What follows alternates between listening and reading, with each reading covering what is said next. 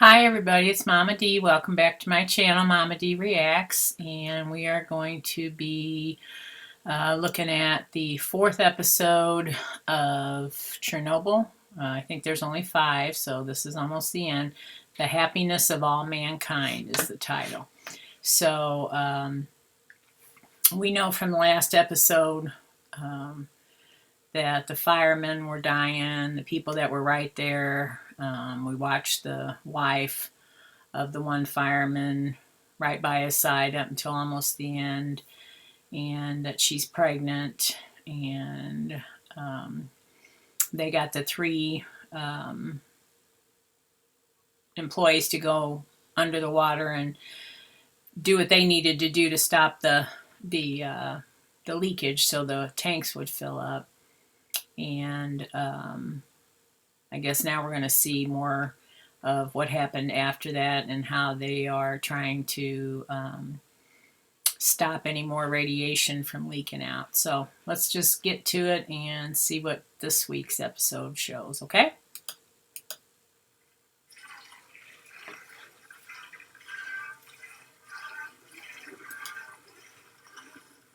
It's time to go. Did you hear me? This is an evacuation, you understand? You have to come with me. Why? Because they told me, so now I'm telling you. Everyone in this village, everyone. It's not safe here. There's radiation in the air. What's wrong with you? You know how old I am? I don't know. Oh. I'm 82. I've lived here my whole life. Right here, that house, this place. What do I care about safe? Right. I have a job. I don't blame her. Don't cause trouble. Trouble?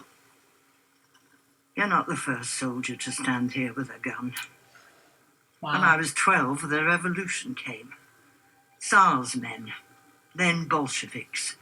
Boys like you marching in lines. They told us to leave. No. Then there was Stalin and his famine. The Holodomor. My parents died. 2 of my sisters died. Oh my God. They told the rest of us to leave. No.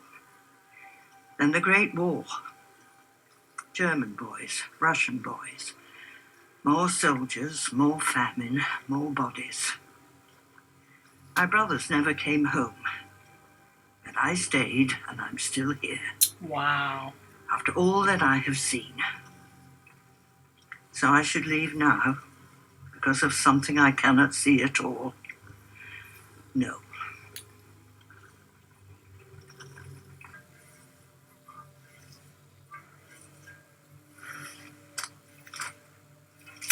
Oh, don't shoot her. This is your last warning. Don't shoot her.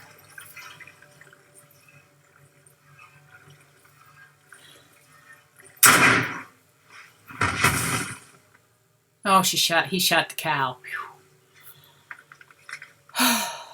Is he gonna drag her out? It's time to go.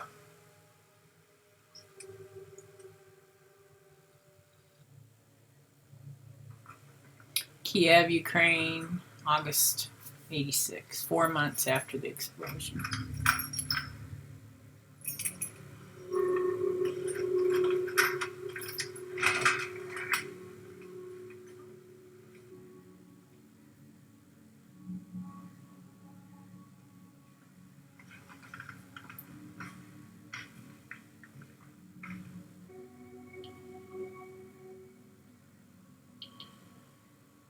So I'm assuming Kiev is far enough away that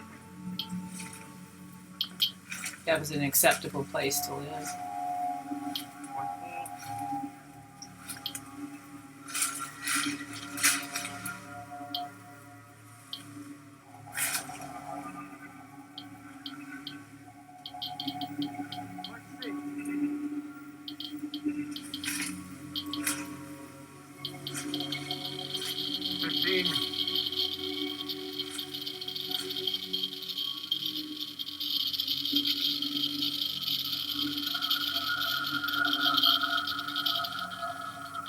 Bicycle.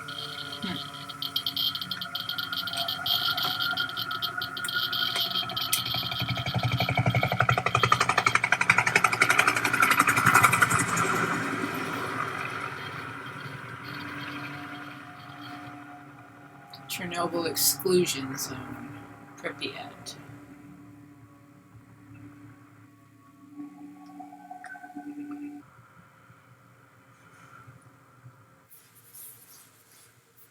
The atom is a humbling thing. It's not humbling, it's humiliating. Why is the core still exposed to the air? Why have we not already covered this up? We want to, but we can't get close enough. The debris on the roof is graphite from the core itself. Until we can push it off the roof back into the reactor, it'll kill anyone who gets near it. You can see the roof is in 3 levels. We've named them. The small one here is Katya, 1,000 Röntgen per hour. Presume 2 hours of exposure is fatal. The one on the side, Nina, 2,000 Röntgen, 1 hour, fatal. We used remote control bulldozers in Afghanistan. Too heavy. They'd fall right through. Right. So then, Moon rovers. Lunacard's STR-1s. They're light, and if we line them with lead, they can withstand the radiation. We couldn't put a man on the moon. At least we can keep a man off a roof. That is the most important thing, General. Under no circumstances can men go up there. Robots only. what about this large section here? Masha. 12,000 Röntgen. Yikes. If you were to stand there in full protective gear, head to toe, for 2 minutes, your life expectancy would be cut in half. By 3 minutes, you're dead within months. Oh my god. Our lunar rovers won't work on Masha. That amount of gamma radiation penetrates everything. The particles literally shred the circuits in microchips apart. If it's more complicated than a light switch, not Masha gonna will work. destroy it. It would be fair to say that that piece of roof is the most dangerous place on Earth. I guess. Wow. So, what do we do? That's what we wanted to ask you.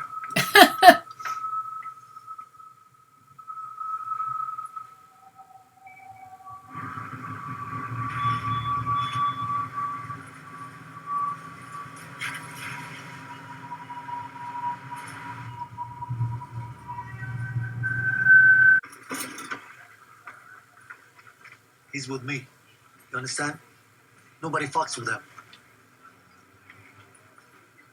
We make these from lead scrap. Put it on under your balls. Now? No, you can wait until the radiation gives you a cunt. Yes, now. Over your clothes. Fucking shit. Well, how's he supposed to know?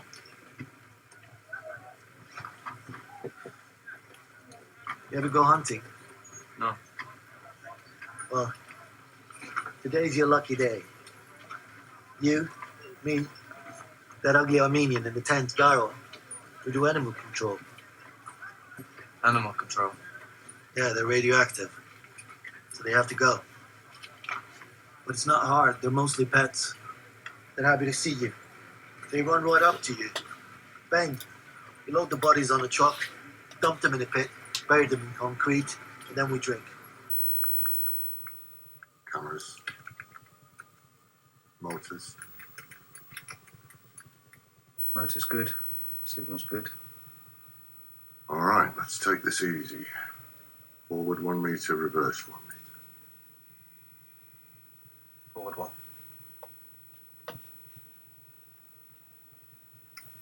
Germans. Reverse one.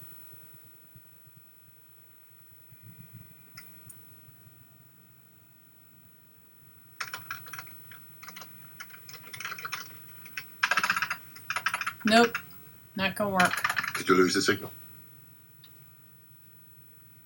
Yep. It's not a signal, it's the vehicle. Mm-hmm. It's dead. Yep. Wow. They're gonna have to resort to putting human beings up there again, I'll bet you. Well, that goes to show you. They're listening! I want them to hear! I want them to hear it all! Ooh, he's pissed. I don't blame him.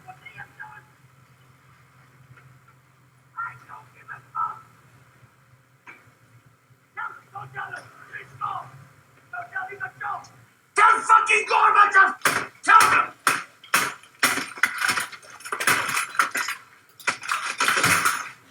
claiming. They're sitting there right at that reactor getting exposed and trying their best. And these assholes aren't doing anything.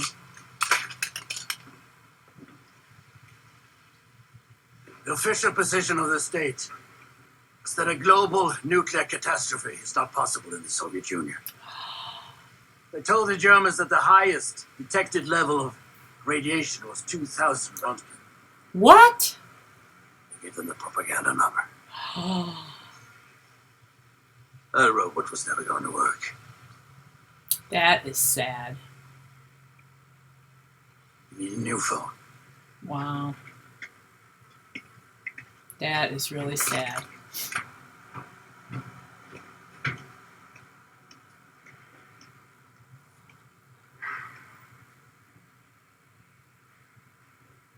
That they're more worried about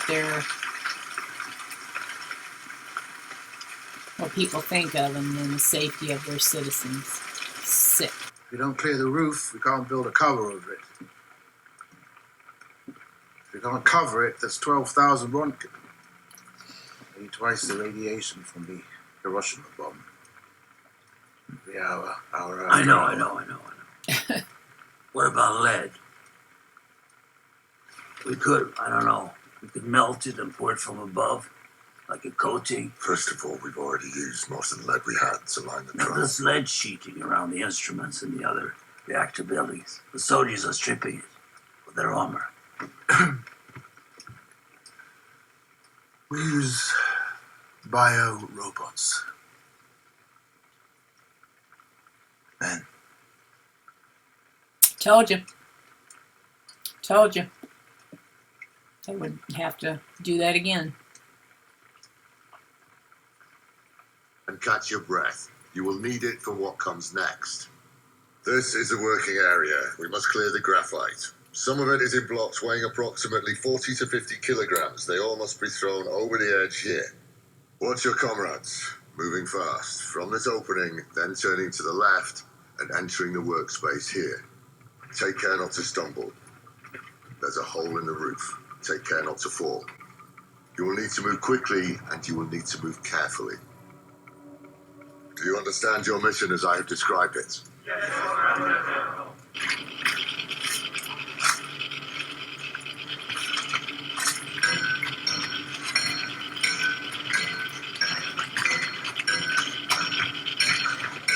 The committee is sending Legasov to Vienna.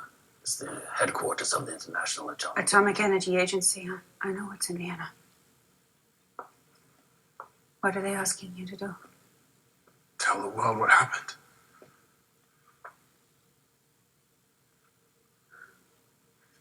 Well, then you'd better know what happened. I've constructed a timeline, minute by minute, second by second in some places. None of you knew what. In 1975, at an RBMK reactor at Leningrad, a fuel channel ruptured. The operators pressed AZ5, but instead of the power going down immediately, for a brief moment, it went up. How is that possible? Well, this is the very question posed by a colleague of mine named Volkov. He's the one who wrote this article. Ooh. When an RBMK reactor runs at low power, it's notoriously unstable, prone to swings in reactivity. Under normal circumstances, the control rods can compensate for that. Under normal circumstances, the Chernobyl staff stalled the reactor during the test. They pulled almost all the control rods out to bring the power back up. This is what Volkov learned from Leningrad. If the boron control rods are completely withdrawn from the reactor, when they're put back in, the first thing that enters the core isn't boron. It's graphite. It's graphite. Ooh. The control rods have graphite tips that displace water and steam. So the reactivity doesn't go down, it goes up dramatically. Why on earth would they press that button? They didn't know.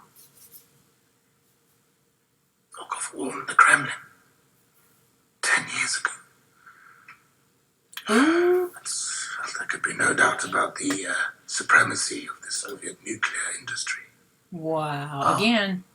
The KGB classified it. It's a state secret. Totally I saw the unnecessary. reactor blown open. I still didn't think it could be this flaw in AZ5.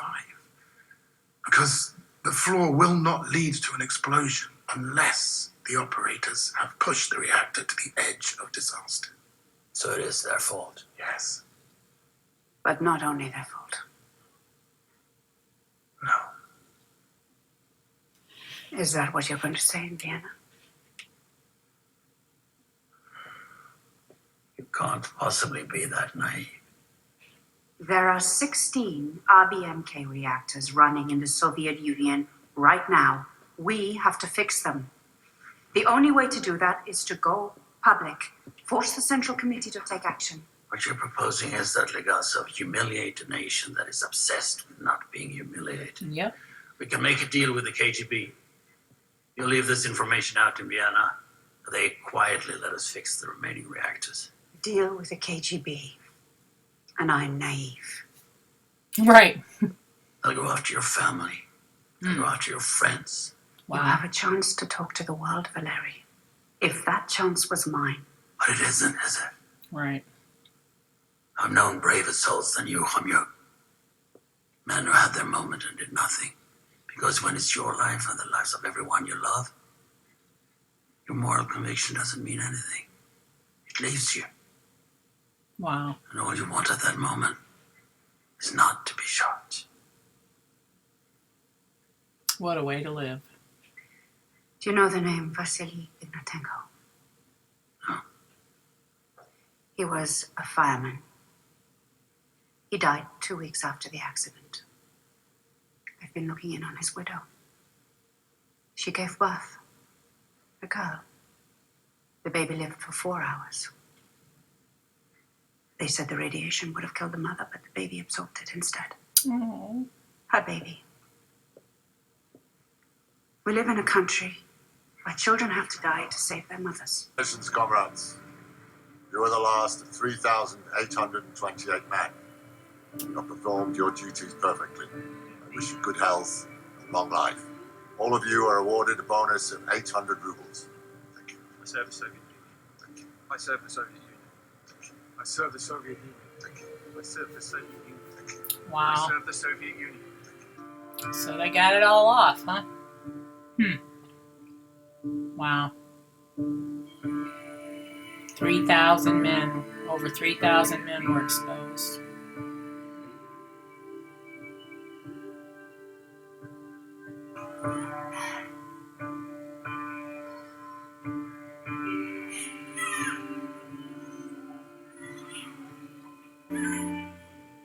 Oh, her bed is empty.